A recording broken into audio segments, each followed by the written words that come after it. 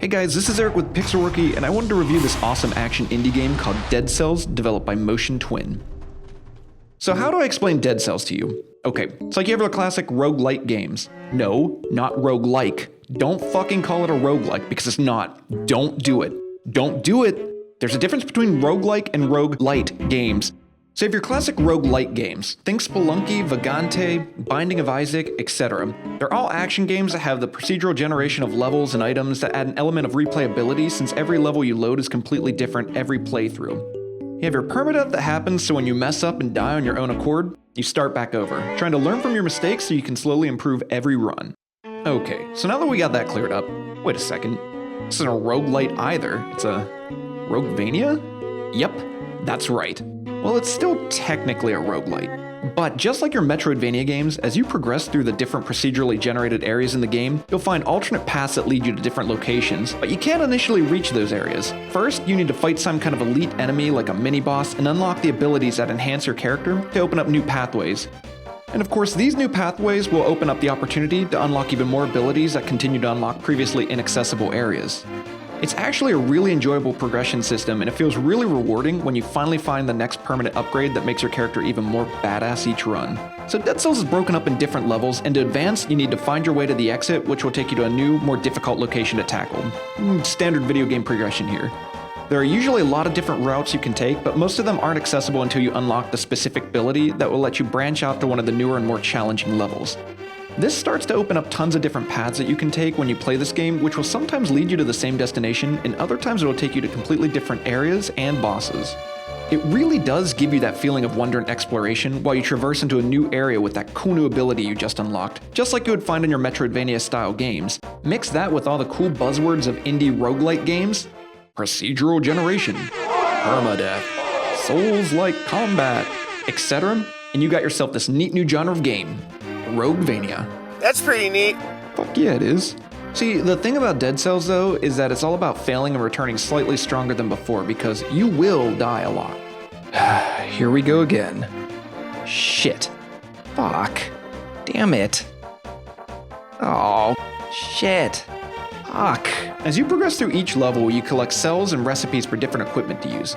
Once you complete each level, you spend all of your cells on different upgrades that are permanently unlocked and make you slightly better than before, or you can permanently unlock new equipment that you can find as random loot moving forward. Combine this with learning the different enemies and areas from every playthrough, and you can see how you'll continue to improve each time you play through this game. The game's story is quite vague, and to be honest, I wasn't really interested in it, nor did I find it too engaging, which is totally fine by me.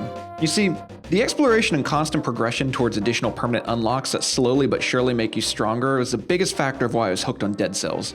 Pair that with some really solid combat and you have a combination for a really fun game. Let me elaborate.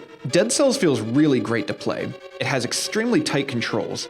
You have your two primary attacks, which you can sub out for a series of different main hand and offhand weapons like swords, hammers, daggers, bows, spells, and more. I'd like to add that the heavy weapons of this game are so satisfying to use. You can really feel the weight behind your swings with the greatsword, for example, and it feels so good. Oh, yeah, that feels good, baby. You also have two tactical slots for cool shit like traps, turrets, and grenades. Granada! There are so many different items and combinations you can pair together, anyone can find a specific style that they really enjoy.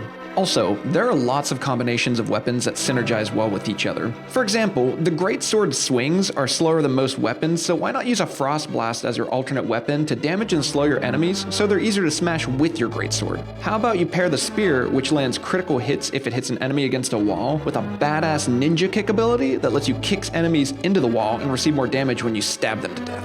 And for me personally, I love running two turrets at the same time, letting them do the work for me. Like I said though, there are so many different combinations and half the fun is trying to figure out new combos and seeing what works best for you.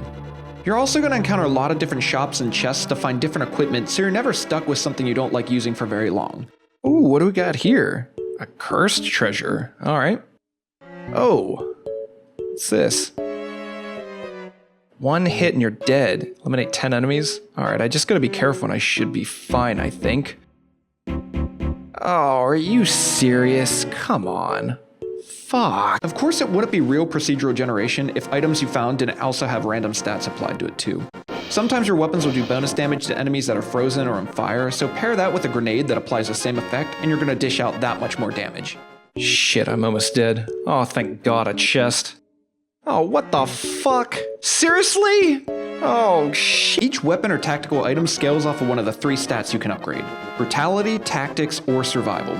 You'll find scrolls through chests, rewards, and enemy drops that let you choose between one of those skills, and they'll increase the damage from the items highlighted in that color and increase your health by a certain percentage. This works as the game's leveling system through each run, as every scroll you find will increase your health and damage for one of the 3 stats. So your character can also double jump and roll to dodge attacks.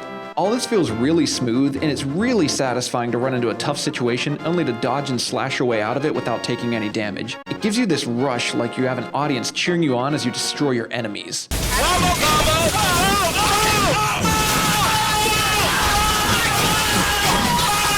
Dead cells. More like dank cells. Get it? Get it? Speaking of enemies, there are a lot of different ones you'll encounter throughout the game, and the further you progress, they get increasingly more difficult to fight against. Don't forget that you can randomly encounter an elite version of any bad guy, which is a jacked up version of that enemy type that fights like a mini-boss in the level. If you let your guard down, these guys can actually take you out very quickly. In regards to the levels, there's a lot of variety in the different vistas you'll explore. Like I said before, when starting off, you only have the one path you can take, but you'll slowly encounter bosses that will unlock new abilities that will allow you to access new paths that you've run into previously and you weren't able to access. So what do we got here? Well, you have your locations like toxic sewers, castle ramparts, sea villages, dark temples, and more. Each area has its own style, and I really didn't run into any levels that I disliked. After you progress far enough, you'll start encountering actual bosses, and these guys can be tough, especially if you're not familiar with their attack patterns. You need to be quick to react, because if you aren't, you're gonna die and have to start over once more and try again. You little bitch. No! Of course, each time you run through, you'll be gathering cells and cashing them in while you transition to the next level. I'm one of those people that get a large amount of satisfaction from grinding upgrades in games like this. It's very addictive to unlock new permanent upgrades that continue to make you slightly stronger for your future runs. It definitely gives you that just one more run mentality, and before you know it, it's 4 a.m. and you realize you're tired as fuck and you need to be at work in the next 4 hours, so it's not even worth going back to sleep at this point, so you might as well just play for a couple more hours, even though you know it's a terrible idea, but you push that realization back deep down inside where you hide your crippling depression and irrational anger for little things that happen to you during the day that make you so angry for no reason, and you try to reason with why you shouldn't be mad, but you still become irrationally angry every time, like when you accidentally run your elbow into the corner of the countertop, which is so fucking rage-inducing that it makes me almost foam from the mouth from rage. Why? Why, God? So you can fit a run in anywhere between 10 minutes, maybe up to an hour to get as far as you can before either beating the game or end up messing up and dying. If you're shit at video games like I am anymore, you can have runs that end very quickly from silly mistakes. You always gotta be on your toes. Here we go. Shit. Seriously? Oh, God. Oh, come on. Alright. I'm about as good as playing games as I am at running a YouTube channel. Oh, God. Please subscribe to my channel because I think it's dying. Oh, God. Of course, there is incentive to be fast and not dink around too much. After you beat the first level, you'll find special timer doors that are usually around the start of the following levels. And if you get to them before their timer runs out, you'll get some sweet rewards like a big amount of cells, scrolls to level up, and even some new item recipes that you can unlock with more cells. Each level has a time threshold, and the further you progress, the better the rewards you get from them. It feels great to plow through a level just in time to unlock that time door and reap those sweet, sweet cells and other items. Damn, I missed it. 1 second ago? What? This especially comes into play after you defeat the first boss of the game. The rest area following him is where you can unlock permanent upgrades for your weapons instead of just your character. This is important because between each level you have to spend all of your cells on the upgrades before you can move to the next area, which means if you can defeat the first boss quickly enough, you can unlock the time door and gather a lot of extra cells that can be spent specifically on those weapon unlocks. This gives you about 20 or 30 additional cells, which goes a really long way.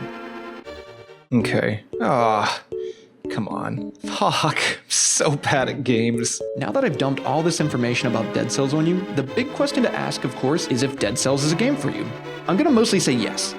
Dead Cells is really fun and very polished. It has really good graphics and smooth animations with super tight controls, so you're gonna have a lot of fun while playing it. I think the biggest issue to consider is if you're okay with the core mechanics of roguelite games in the first place. Let me ask you this. Do you like playing the same levels that have slight variation because of procedural generation over and over again?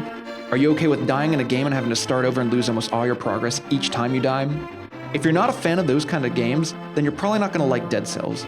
If you like a challenging game that constantly gives you slight progression through permanent unlocks and has very satisfying controls and tons of variety in how you can play the game, then you're definitely going to enjoy this game.